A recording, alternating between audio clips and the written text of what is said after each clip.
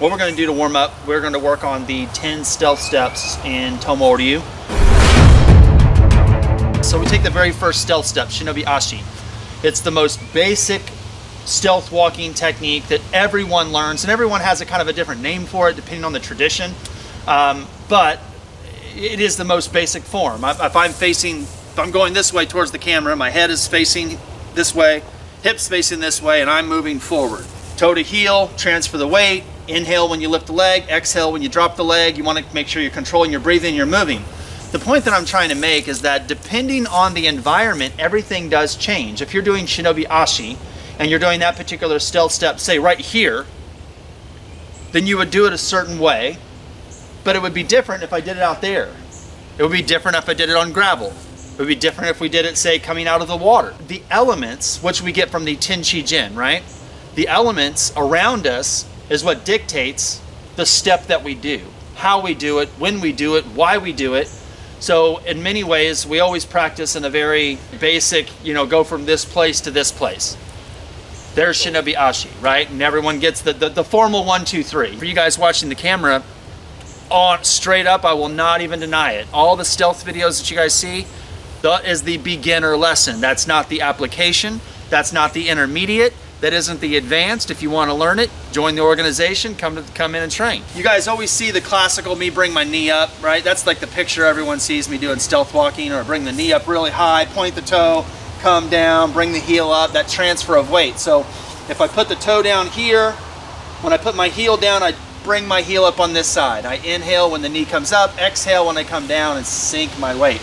There should never be a stiff joint. Everything should be fluent. Everything should be moving. When you bring your feet up, the feet up is to clear the foliage, is to clear what this is. So in front of the camera, what they see me do is they see me bring this leg way high, point the toe, and then come down, and then transfer. That's just me over teaching so you guys can see the skill. You just got to get higher than the foliage.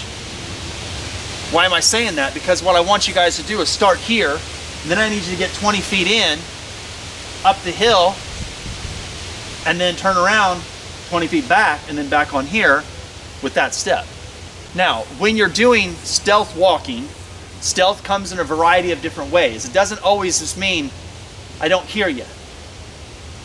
Well, what's the use of being completely silent if you're in the parking lot and everyone can see you? So stealth also means they don't see you, they don't hear you, they don't smell you, they don't detect you. Stealth covers a lot of different areas, not just sound. From a sound perspective, hear that? The birds and the wind and the trees. You just have to be quieter than that. That sound is what's expected. When you're walking, take advantage of the terrain. If you're walking and you see that there's a rock on the ground, and you can put your foot on that rock, and that right there is going to hold your weight and not make a sound, then put your foot on the rock, right? You guys are going to have boken. If there's a branch or something in front, don't touch it if you don't know what the plant is. You guys know that. Use the bokens that we brung, and use that to move the branch, and then continue to move through.